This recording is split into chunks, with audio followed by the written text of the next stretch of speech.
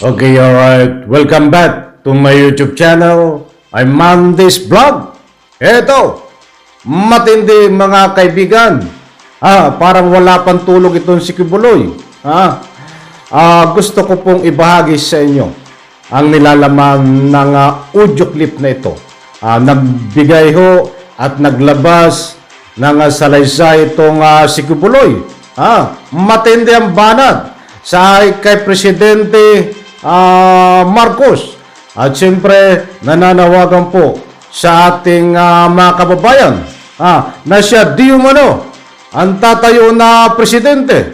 Papalitan niya si Pangulong Bongbong Marcos. Ang sabi nga niya, hanggang maaga pa, Presidente Marcos ay bumaba ka na sa pwesto. Yan po ang sabi ni Kibuloy. At siyempre, muling pinaratangan na itong ating presidente ngayon ay gumagamit ng pinagbabawal na gamot. Yan po at marami pang iba ang ating tatalakayin. Naku po, nananaginip ito ng gising. At kung bago pa lang po kayo sa aking maliit pa na YouTube channel, inaanyayahan ko po kayo. Please subscribe. Sabay-sabay po nating i-like ang video na ito kung nagustuhan nyo po. Ako'y muling nakikiusap mga kaibigan, kung pwede lang, patapusin po nating panoorin ang kabuuan ng vlog na ito. At nang sa ganon, lubos po nating maunawaan. Heto na, pagkatapos nating mapanood, magbibigay tayo ng kaunting punto de vista public opinion na naaayon ho dito sa ruling ng video. Samahan niyo po akong panoorin.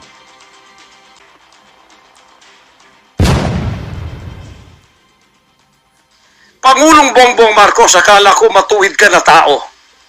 Ikaw, First Lady, akala ko matuwid kang tao.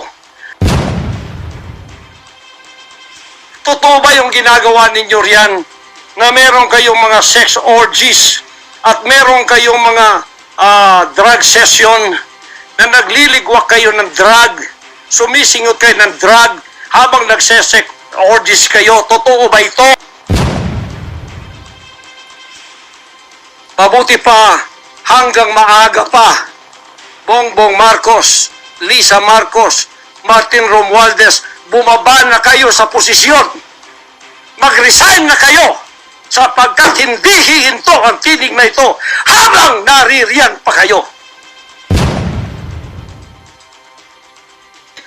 Na marami pinatay ng mga members ko, ministro, at iba pang mga inosenteng Pilipino for 54 years ay magsasalita ng katotohanan na hindi natatakot. Ngayon kami ang tinatakot ninyo, nililigwak ninyo.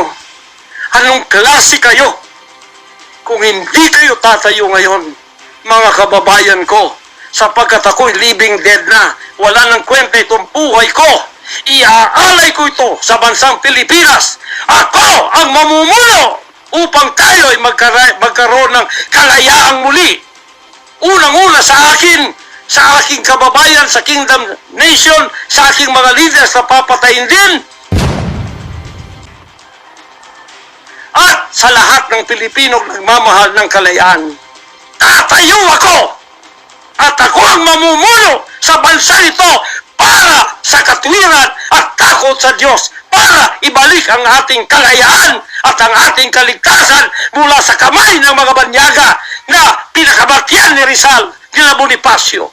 Ngayon na ang panahon ng pagtayo. Ayaw ko pong gawin ito. Hindi ako politiko. Ang misyon ko ay isang pastor, isang alagad ng Diyos. Appointed son, magligtas ng kaluluwa. Ngunit hindi nyo kinilala yun. At ngayon, sinisikil ninyo ang aming kalayaan na ma-enjoy namin ang labor namin for 38 years. Blood, sweat, and tears. Ang gabi, ginagawa naming araw. Hindi kami nagmolestiyan ng ibang tao. Lumago ang bansang Kariyan. Ngayon, you are envying and jealousy. Gusto niyo kaming i-put down. Mapipilitan akong pupunta at mamumuno sa bansang ito para sa katwiran. Sasabihin ko sa inyo, pag ito'y kalooban ng Diyos, gagawin ko. Ngayon din, sapagkat ang buhay ko ay wala ng kwenta, papatayin din naman nila ako. Ngayon, tatayo na ako para sa kalayan nating lahat. Mahal kong mga kababayan, ito po ang mahalagang mensahe ko sa inyo sa mga sandaling ito. Hindi ko po urungan ang sinumang gumagapi sa bansa ko at sa aking kalayaan na ako mismo nagtatago sa aking sariling bansa within 74 years. Hindi po nangyari ito ngayon lang. Pangulong Bongbong Marcos, akala ko matuwid ka na tao.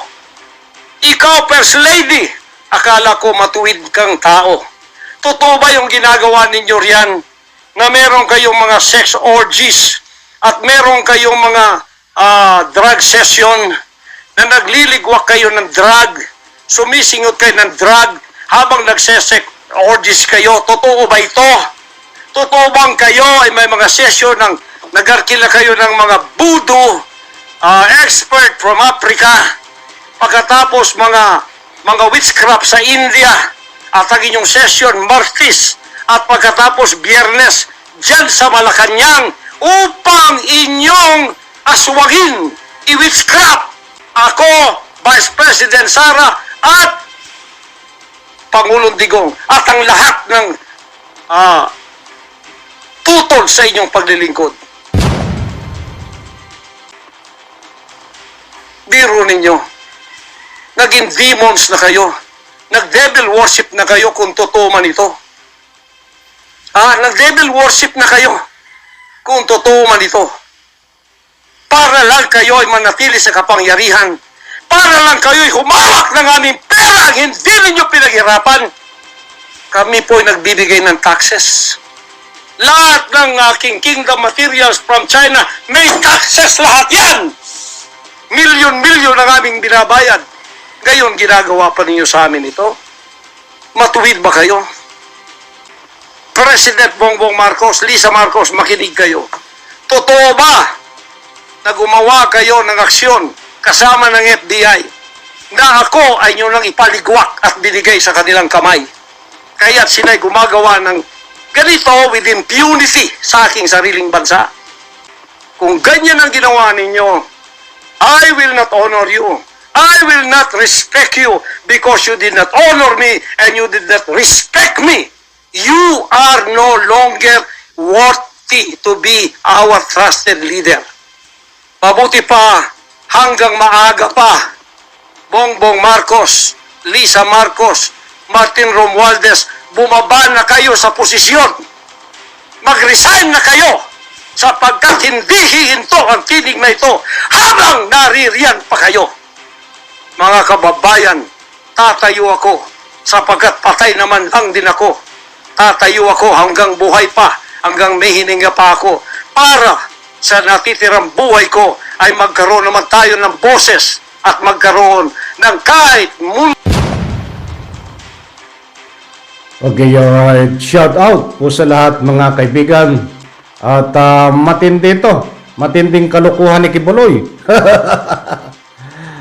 Bagamat opinion mo yan, Mr. Kibs, ay wala kaming magagawa. Hindi namin hawak ang utak mo. Kung yan ang opinion mo sa ating mga kababayan.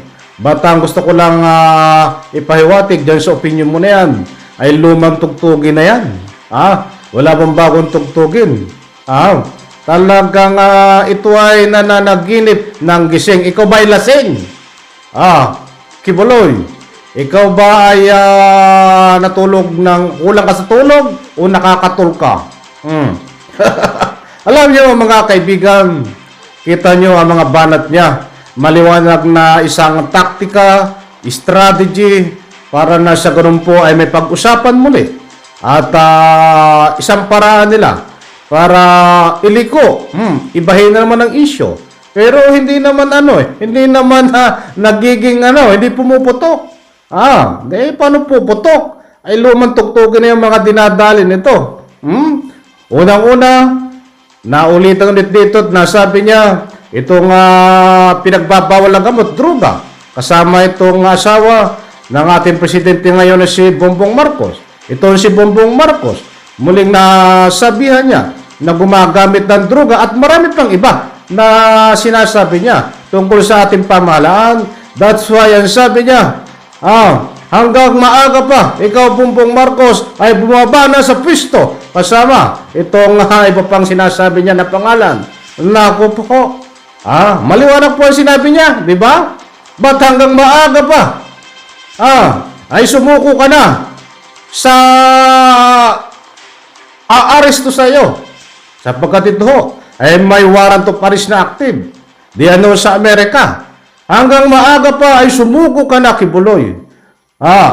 Yan naman ang gusto kong isagot sa iyo. Kung ang sagot mo sa ating pamahalaan, ay hanggang maaga pa ay bumaba sa pisto.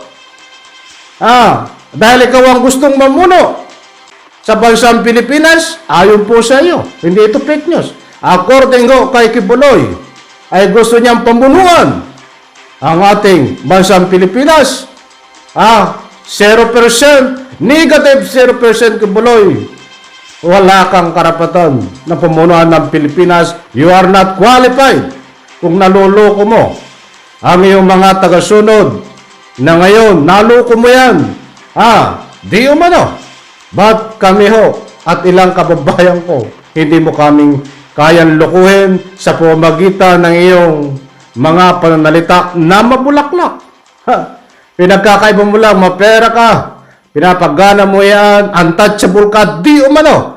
That's why ginagawa mo at pinangangatawanan mo na untouchable ka ng batas. Ibahin mo. Hanggang maaga pa, umatid ka kapag may hearing sa Senado. Hanggang maaga pa, hanggang hindi lumalabas sa iyo ang warrant of arrest. Dahil kapag hindi ka umatid diyan sa hearing sa Senado, ay maliwanag pa ho. At yung subpina ay natanggap mo, ay napakaliwanag po na mag-iisa sa iyo ng warrant of arrest. Hanggang maaga pa, kapag may warrant of arrest ka, ay sumuko ka na. Yan naman ang sagot ko sa iyo. Doon sa panawagan mo sa gobyerno na hanggang maaga pa ay bumaba na sa pisto itong si Bongbong Marcos, di ba? Mga kaibigan, basura ang mga sinasabi nito. Lumang tugtugin, isang taktika. Yung mga sinasabi niya na ika nga'y mabulaklak na pananalita na ang bulaklak ay kainamang baho. Hindi po yan mangyayari. Isang paraan, isang taktika po nila gumagawa ng isyo na pag-usapan, mga kaibigan, na mulat na po. Mulat na sa katotohanan. Hindi po lahat. Bagamat may kakampi ka, given na yan. Yang iyong mga taga-suporta. Sa kabila ng lahat, siyempre, ang iyong mga sinasaklawan na mga membro ay nandiyan. Ba't yung iba ho, na ika nga po katulad namin, ay never ho sumuporta. Sa iyong panawagan, huwag mong tawagin kaming kababayan. Dahil wala po kaming kababayang ganyan. Itaga mo sa bato, mga kaibigan. Ang pinag-uusapan ho dito ay hindi kung anong politiko. Ang pinag-uusapan dito ay napakaliwanag ho. Mayroon po siyang obligasyon na dapat harapin. Lalong-lalo na, unang-una, diyan po sa Amerika. Wanted po siya. Harapin niya po. Mayroon po siyang dapat harapin na investigasyon dito sa Senado na ini-ignore niya po na nag-aasta. Na siya po ay siga. Walang sinasanto kahit pa batas ng Pilipinas. Kaya hanggang maaga pa, gawin mo kung anong nararapat na gawin mo nang sa ganun ho. Maging mapayapa, huwag mong guluhin ang Pilipinas at yung mga panawagan mo hindi uubra yan. Lumang tugtugin, nananaginip ka ng gising. Kids. Maraming salamat, pagpalain po tayo lahat. Diyan po sa comment section. Huwag po kayong matakot. In reaction, komento. Ay piti po kayo magbigay ng inyong public opinion. Kayo po ba ay naniniwala dito sa mga sinasabi ni Kibuloy sa mga nabanggit niya po diyan sa rolling ng video? In reaction ho. Basers man o hindi, pwede po kayong magbigay ng inyong public opinion. Maraming salamat po at pagpalain po tayo lahat. Sa lahat po ng hindi nag-skip ng ads, maraming salamat po. ang hindi nyo po pag-skip ng ads ay marami na po kayong natulungan. Kasama ko na po kayo sa pagtulong. Muli po, pagpalain po tayo lahat. Bye-bye, palakpakan.